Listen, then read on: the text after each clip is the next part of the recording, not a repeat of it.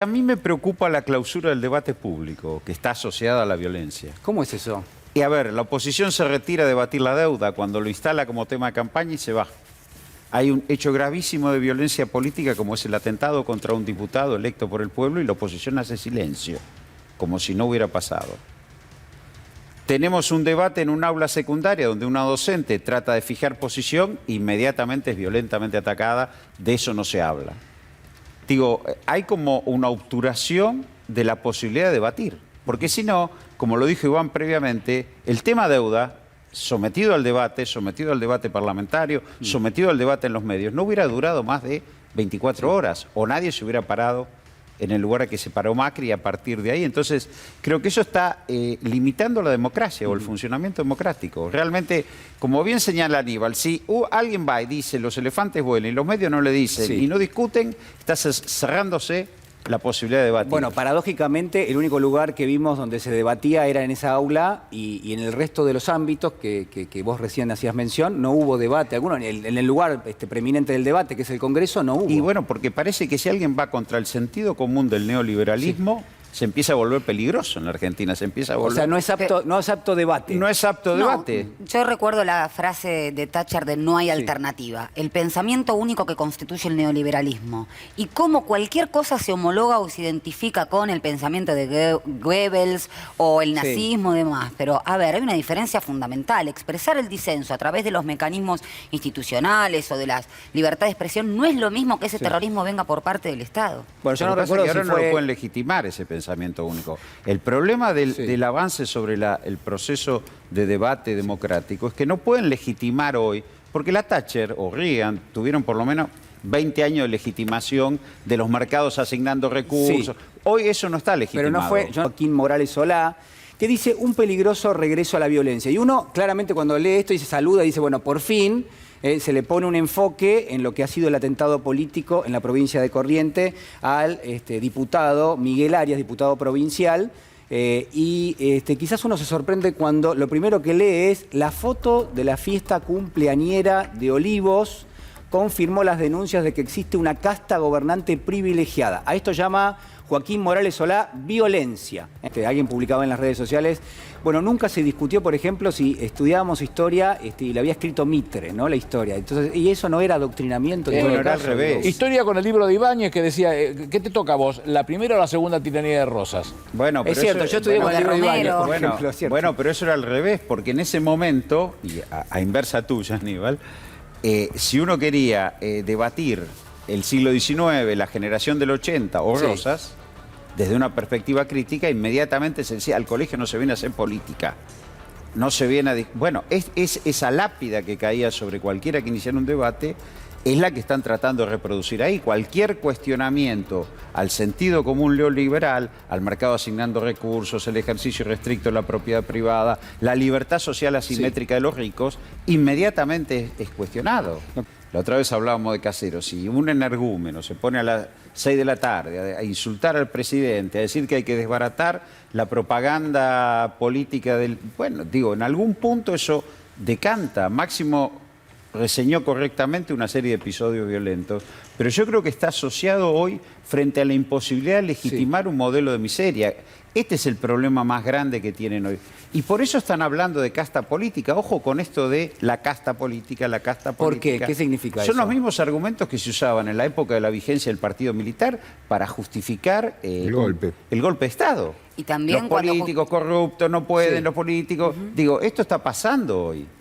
Esto está pasando, digo... Entonces, me parece que acá hay que tener una reflexión importante, y como dice Aníbal, no recular en absoluto, que van a obturar. ¿Por qué se obtura el debate público? ¿Por qué se agita la violencia? Porque no pueden legitimar esto que está pasando hoy. Menem podía hacer la reforma de mercado y ganar elecciones. Bueno, y está bien, y será así. Hoy no pueden. Yo creo que el objetivo es obturar... Porque acá también es lo que dice Babi Echecopar. Un padre no puede transmitirle al hijo el reclamo por un asesinato que hubo.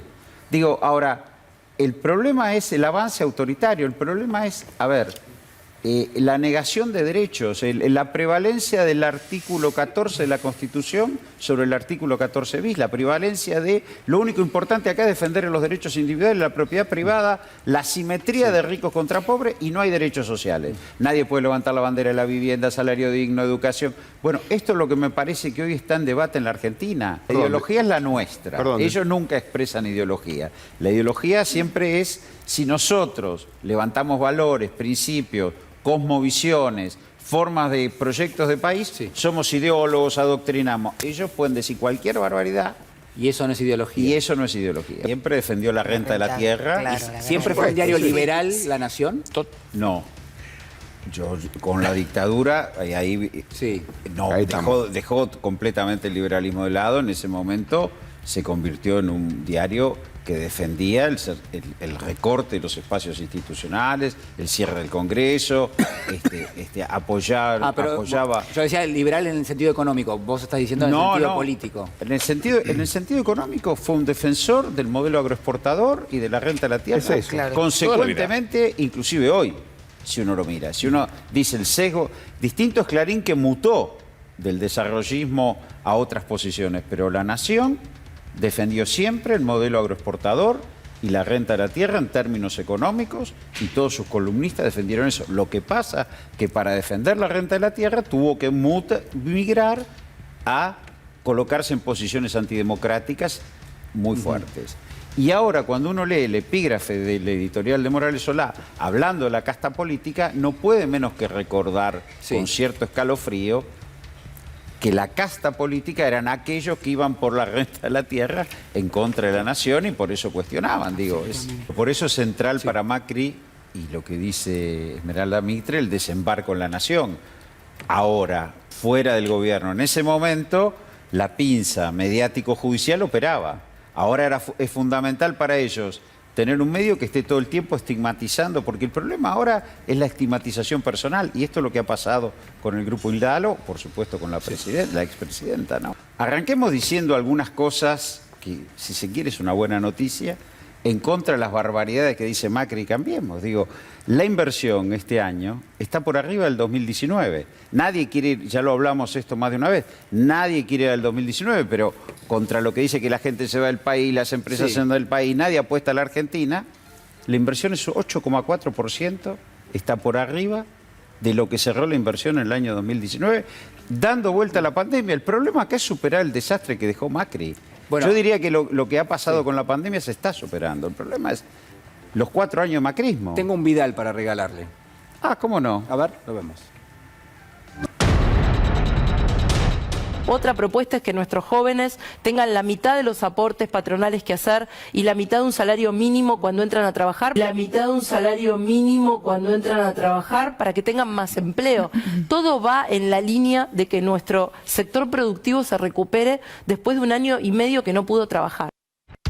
Bueno, yo tengo una propuesta. La próxima restablece la esclavitud. Que no le den el 50% del salario, que no le den salario. Claro, la esclavitud. Así tenemos todo el mundo trabajando. Pero restablezcan. No, yo creo. ¿Cómo es lo de la esclavitud? ¿Qué? Claro, lo único que falta Vidal en la próxima va a ser restablecer la esclavitud. Si ahora le queda el 50% del salario para tenerlo a todos trabajando, saquemos ese 50%, que le den 0 de salario y los tenemos a todos trabajando. Hay pleno empleo con salario. Claro. Yo creo que es grave porque acá se está viendo qué es lo que quieren. Que no haya un piso al salario, que el salario sea lo más barato posible y ellos tomar y echar cuando quieren. Este es un esquema horrendo. Pero aparte, para imponer este esquema, vuelvo a insistir, y estoy monotemático, requieren obturar el debate público, abrogar los procesos constitucionales. Digo, esto lo que acaba de decir Vidal, además, es lo que ella hizo en su gobierno. La desnuda por completo. Cada vez que esta mujer habla se desnuda y te muestra lo profundo del asco que tiene con los trabajadores. 20 puntos cayó el salario real en la gestión del expresidente Macri. Y además, el gobierno de la provincia de Buenos Aires, toda la inversión social se desplomó a partir del 2018. Además que dejó una deuda de 7.000 millones de dólares en moneda extranjera. Se desplomó. Y esto es lo que ella hizo. Desde ese lugar está pidiendo el voto. ¿A quién le habla Vidal?